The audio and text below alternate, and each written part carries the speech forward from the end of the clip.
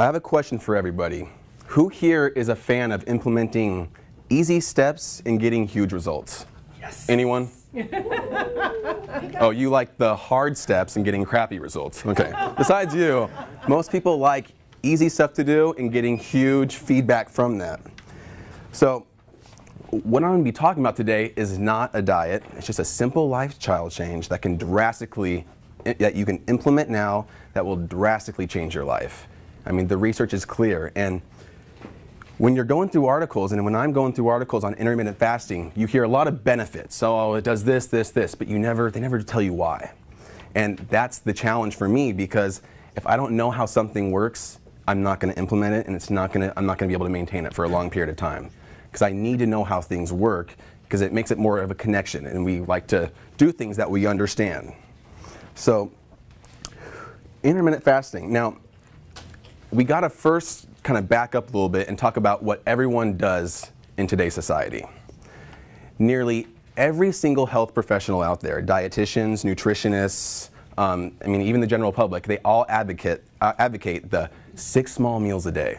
Has anyone heard that before? Everyone.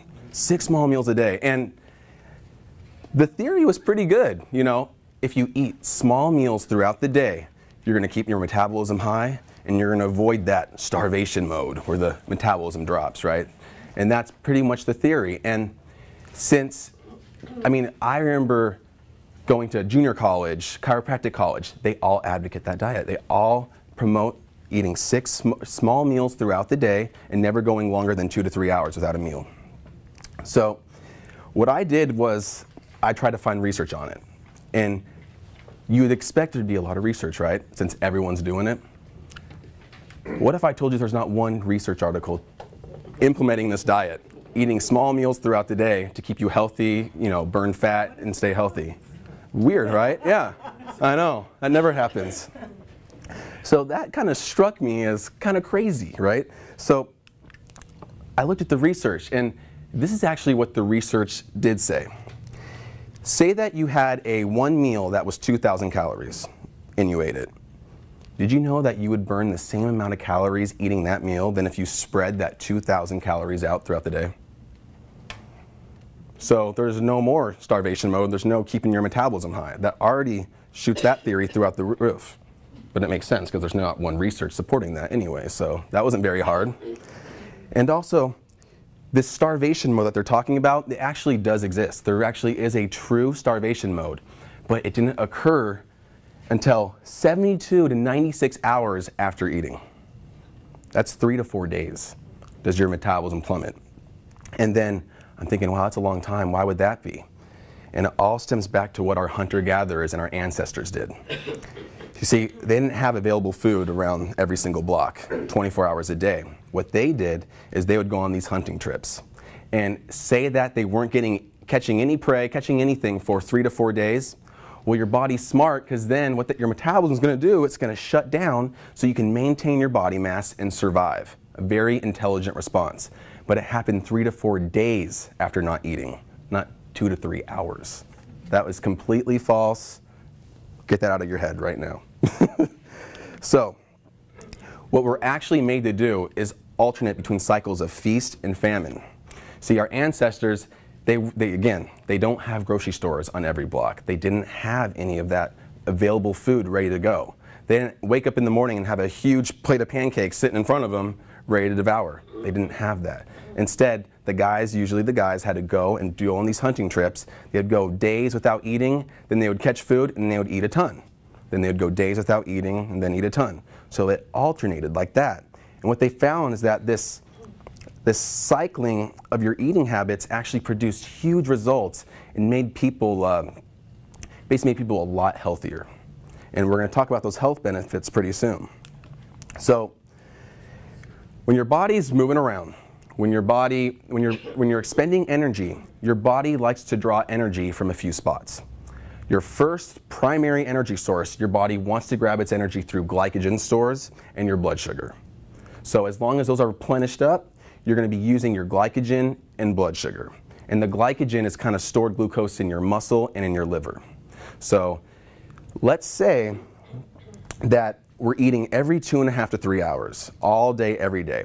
So that means you're constantly replenishing your glycogen, replenishing your glucose in your blood. How then are you ever going to get to your fat stores? How are you ever going to burn fat as energy if we're only burning the glucose and the glycogen that we keep eating? You can't. You literally can't. And what does everyone want to do? They want to gain muscle or, and burn fat. That's what, or just gain lean muscle mass. But usually people want to burn fat. I don't know many people that don't want to do that. But if you're eating this multiple meals a day throughout the day, you'll never be able to do that. And what they found out also is that when you have glycogen stores in your body, it takes about 6 to 8 hours for those glycogen stores to be metabolized. So what that means is that after 6 to 8 hours after a meal, that is when you will start to use your fat stores as energy. Actually burning fat around the midsection, everywhere else will restore fat. But you gotta go 6 to 8 hours after eating to get to that mode. Does that make sense? So, intermittent fasting. What exactly is intermittent fasting? Well, first of all, this is not a diet at all. What you're actually doing is you're restricting your eating to a very small window throughout the day. And the very best part about it is that you don't have to restrict calories. Because all these fad diets out there, mostly promote this massive calorie restriction. So people will tend to follow that advice and do this for about 2 days. And then all of a sudden they can become so hungry they start to binge eat and they go off it. So it lasted 2 days and they're done. Because these fad diets don't work. And that's all they are. It's just a fad. It's never based on science.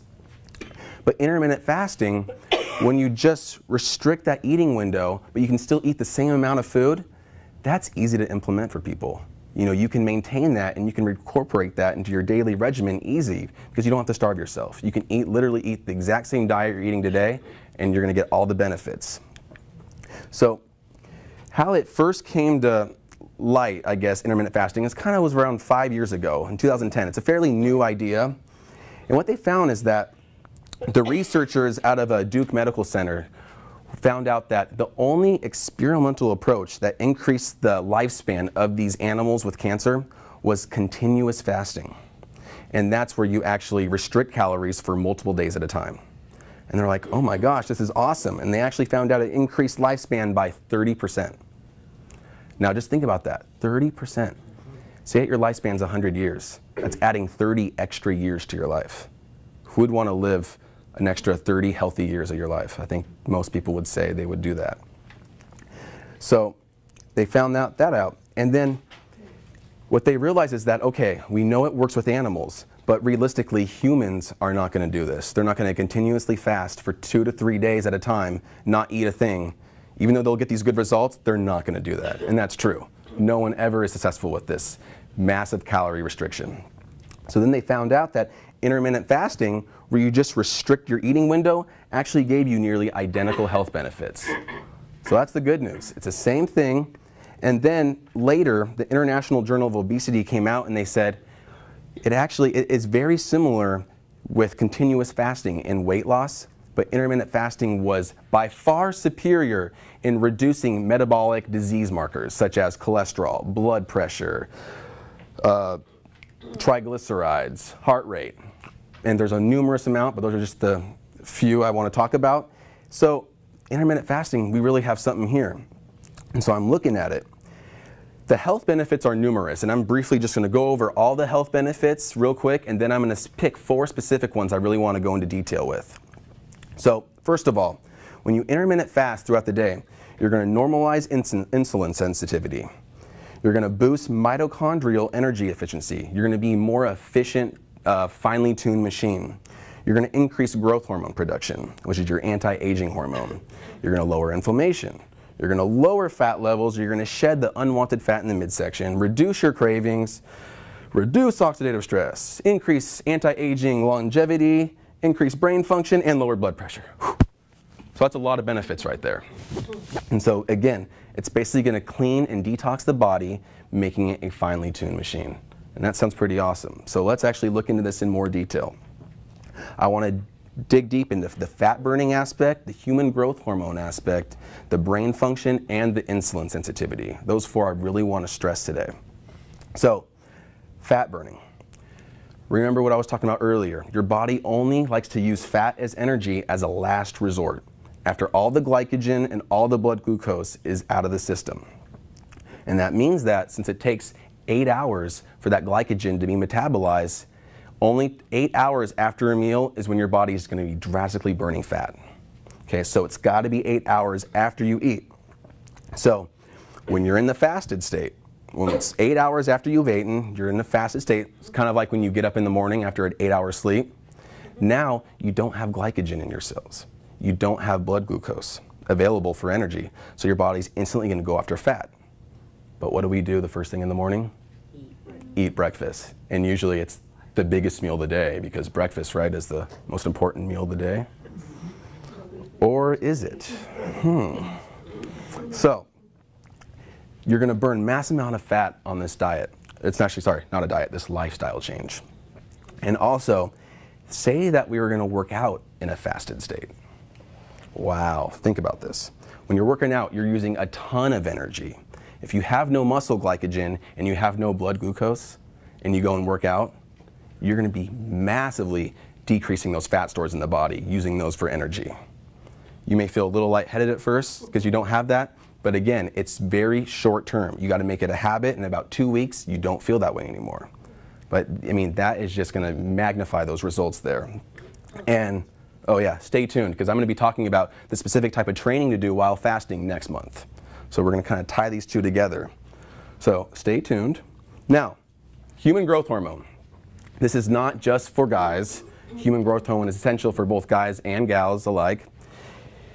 It's the fitness hormone. That's what people call it. It has a lot of anti-aging properties. That's why as people age, they can't release growth hormone as efficiently, and it causes this aging effect, and we lose our longevity. But what human growth hormone does, it has a lot to do with healing, growth, and repair. And that's probably the main important fact. You know, when our tissue, that's why when we talk about, when we're talking about how sleeping is so important, the reason why we say that is because that's when your body's releasing growth hormone. And so we always knew that. When we're sleeping, your body's releasing growth hormone. But no one ever asked why, when we're sleeping, do we release growth hormone? And I think it's already plain and simple when you talk about this. Insulin and human growth hormone are indirectly related. And this means that when insulin is elevated in the body, you cannot release human growth hormone. So when is insulin released? Well, insulin is only released in the bloodstream when you have a freshly consumed meal. Because that sugar in the blood, the insulin releases, puts the sugar into the cells. So if we have no consumed meal, and we have no consumed meal, we have no insulin, we're going to be able to release growth hormone. When do we not have a freshly consumed meal? When we're sleeping. You have 8 hours of no sleep, or 8 hours of no eating, you're going to have low insulin, therefore that's when our body's making mass amounts of growth hormone. So it makes sense, but it doesn't have to be just when you're sleeping. But that's usually, since we're eating throughout the day, that's usually the only time it occurs. And I never really thought about that until I did the research this time. And this is the coolest part, because say that it increased, you know, human growth hormone by 20%, 30%. I would still do it. That's still fantastic results there. But the American College of Cardiology found out that it increased 1,300% in women, human growth hormone, and a whopping 2,000% in males. You know, and on this top picture, I'm not talking about this synthetic, crappy human growth hormone that usually elderly males get injections of for the anti-aging effect. We're talking about the natural released human growth hormone from the pituitary. So that's in response to the human growth hormone. Now, let's look at brain function, because this is fascinating. Your brain, when you're in that fasted state, you're starting to use the fat as energy, your fat stores are going to release ketones in the bloodstream, and that's going to be used as brain food. And your brain actually much rather prefers ketones as an energy source than blood glucose. Ketones are a lot more efficient, and what they found out is that if the brain is getting ketones as its energy source instead of glucose, you're going to increase memory, increase concentration, and you're also going to have a huge protective effect against Alzheimer's and Parkinson's. And that's huge. We spend more on Alzheimer's in this country than cancer. So it's a big deal. BDNF, anyone heard of that compound before?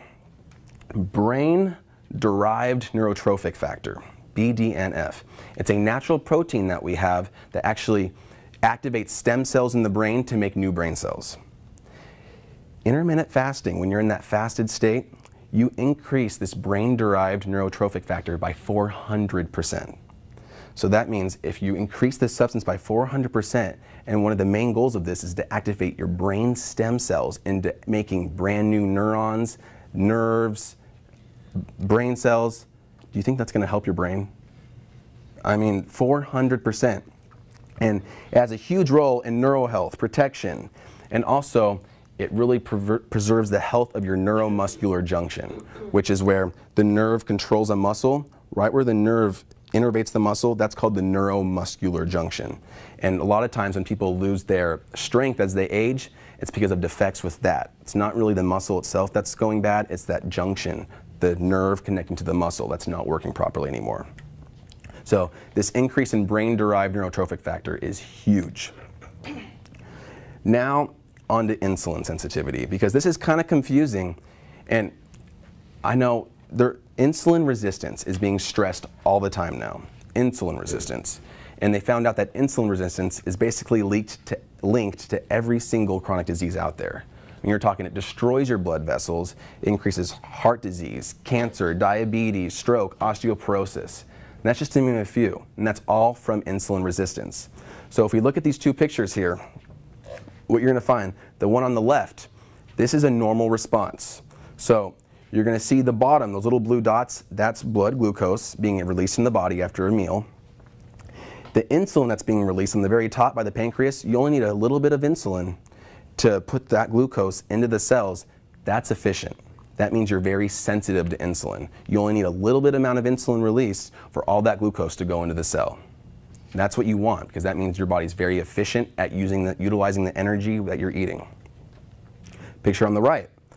You eat the same meal, you release the same blood glucose, but now that little amount of insulin is not responsive to the body anymore.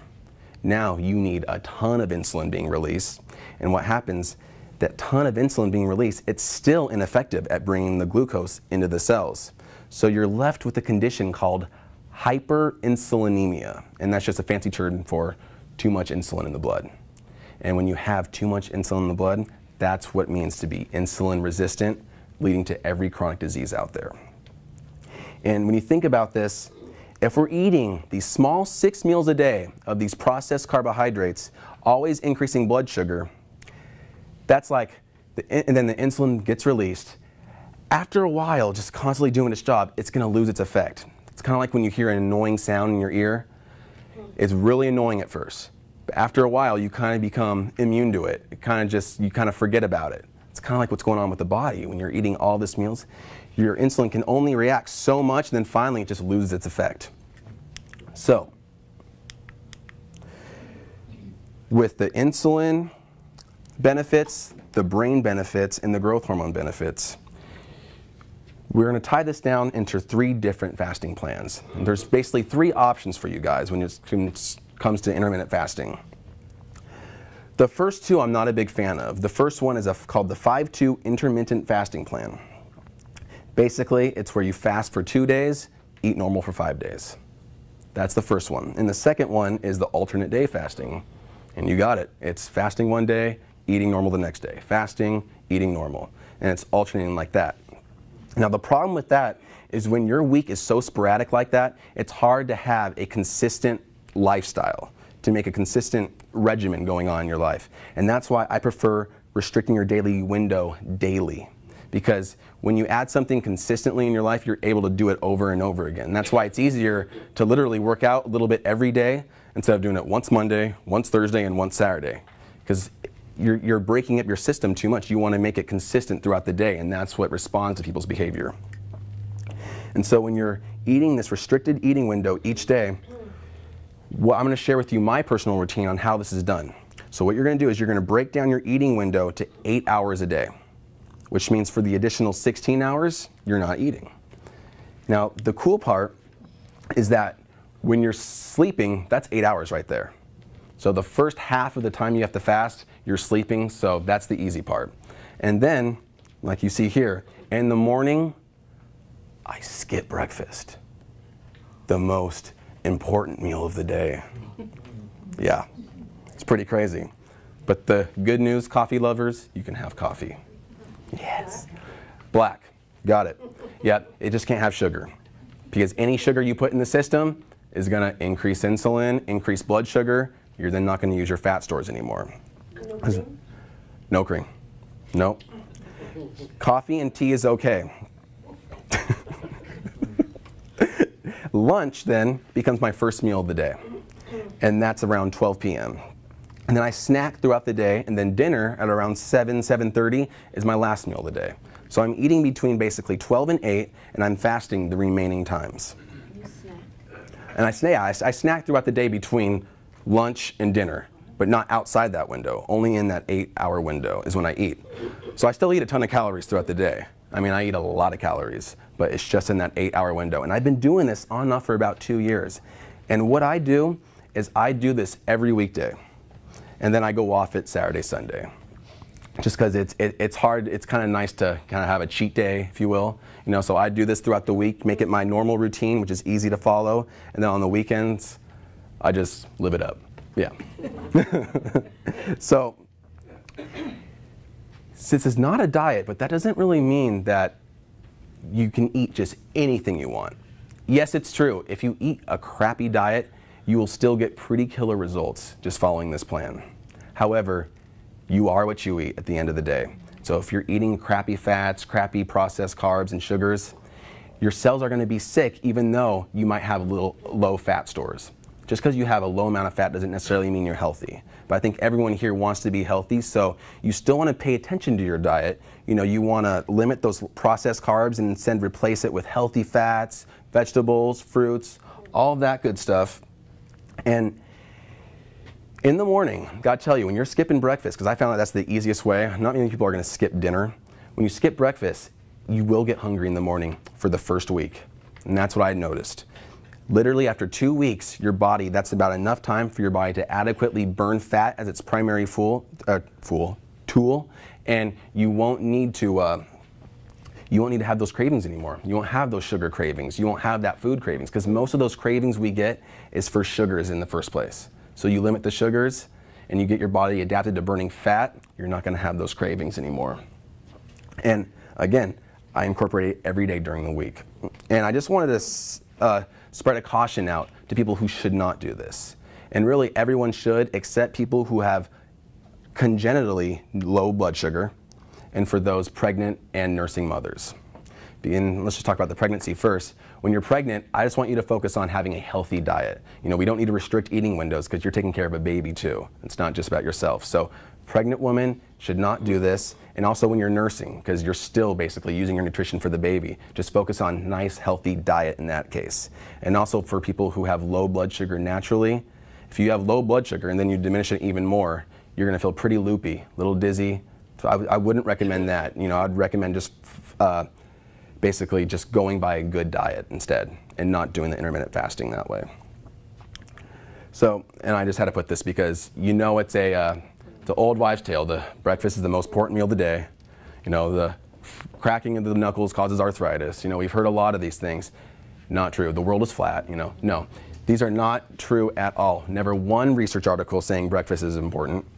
But somehow, just like the 6 small meals a day, we get these ideas, we hear them everywhere, and that's just common knowledge, and we all think it's right. But we just never questioned it. So, you know, I know Tony the Tiger would disagree with me. You know, breakfast, important, they're great, you know, don't skip breakfast. Oh my gosh, eat your Cheerios. No. No, no, no. So, again, like I was talking about, the benefits of this become, because these benefits are already crazy. I mean, do it for 2 weeks and you will be happy you did. But they're even further magnified if you train in a fasted state. So what that means, if I go back to my regimen here, before lunch at 12 p.m., I work out. And so I'm massively decreasing my fat stores in my body, and then right after my workout, I eat like the biggest killer meal ever. And it is awesome. And I feel good after that. But right here, again, So again, like I said, right before lunch is when I work out, because I want to make that workout regimen at the very end of my fasting window, because there's no way you're going to do it in the middle of your fasting window, because then you're not going to be able to eat after your workout, and that's not fun. And your muscles need nutrition right away too, right after your workout. So that's exactly what I'm going to talk about. And I had to add this picture in there just because it made me. I know it sounds crazy, but you got to do it. Got to do it. So stay tuned for next month. I'm going to be talking about high intensity interval training and some other training techniques that, again, are going to be easy to implement and are going to give you huge results. Thank you. Thank you. And references. Questions, anybody? No? Perfect. No, I'm just kidding.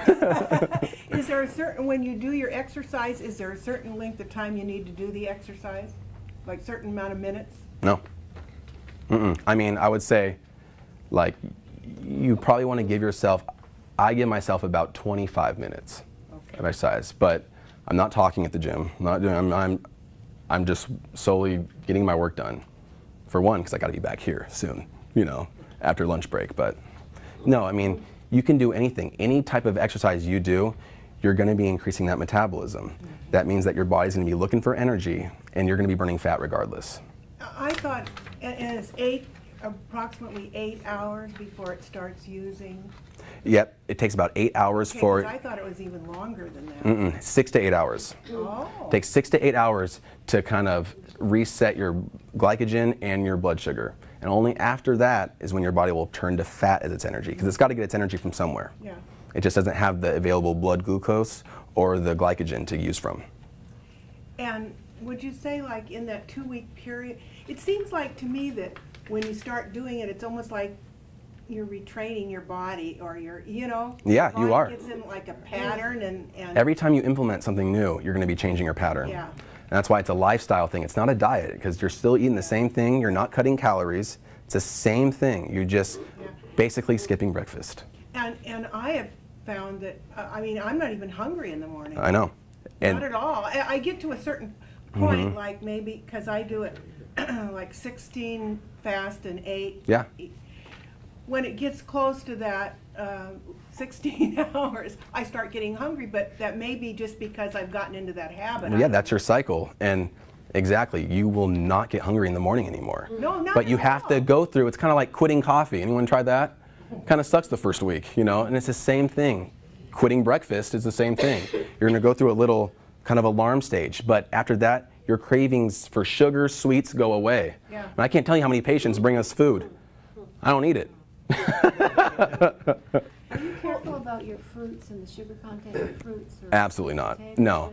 I think that gets a little too much. I think what, you know, and like Dr. Mercola does that a lot, you know, I recommend limiting fruits. I think he's mostly basing that on people with already chronic disease. You know, because if someone does have diabetes, you know, I wouldn't recommend eating a ton of fruit. However, fruit combined with the fiber doesn't raise your insulin like processed sugar does. So really, it's just the processed food. It's not the fruits that are killing people today. It's not. It's the processed corn syrup, sugar, yeah. Are you basically putting yourself into ketosis or no? Yeah, yeah, because when you're burning fat, your brain's only using ketones as energy, exactly. Yep, and your brain, you know, it gets a bad rap, but that's your brain's preferred energy is ketones, not glucose. So you can be eating all day, giving it glucose, it doesn't really like that, or you can give it ketones and boost your BDNF, your brain-derived neurotrophic factor, by 400%, and be smarter, more intelligent, learn better. You know, you can choose. Yeah.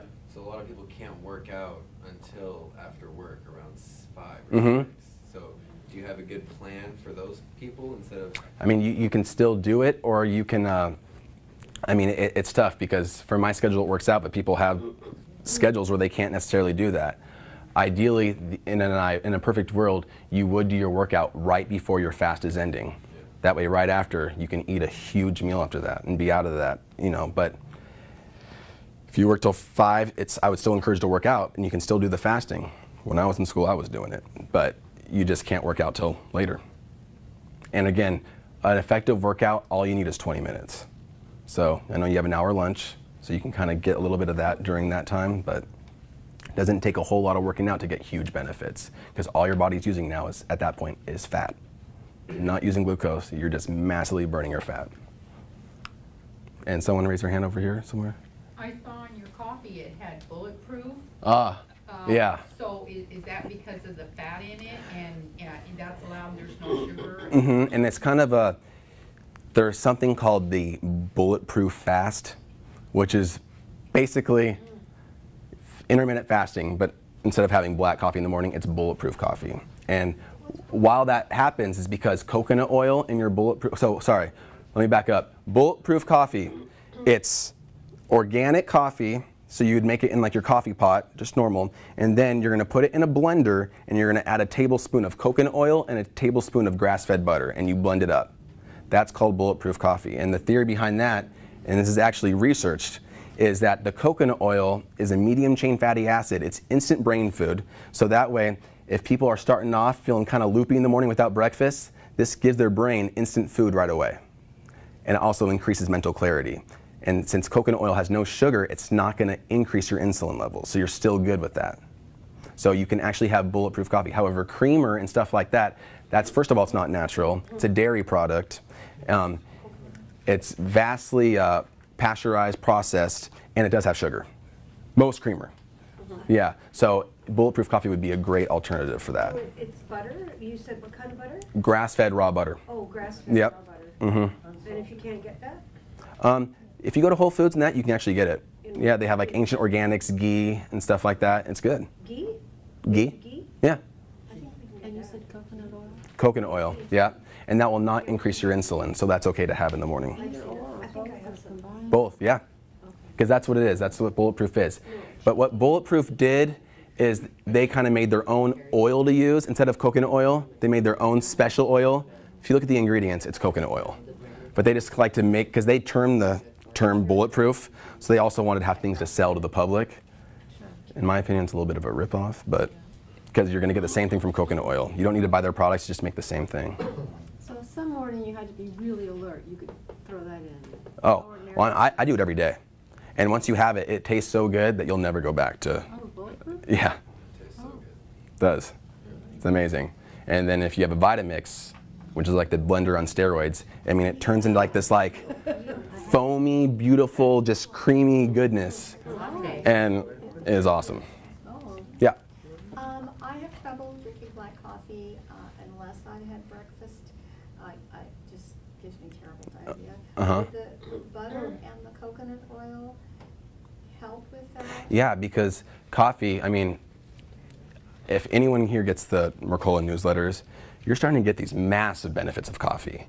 And what happens is if you add fat with that coffee, it increases the absorption of all those antioxidants, those good natural compounds in that coffee. So I'd be okay with Yeah, but it's got to be organic. Coffee is like the #1 pesticide sprayed bean. So if you're getting just conventional coffee, you're not getting these benefits. So make sure it's organic. Costco has organic right now, by the way.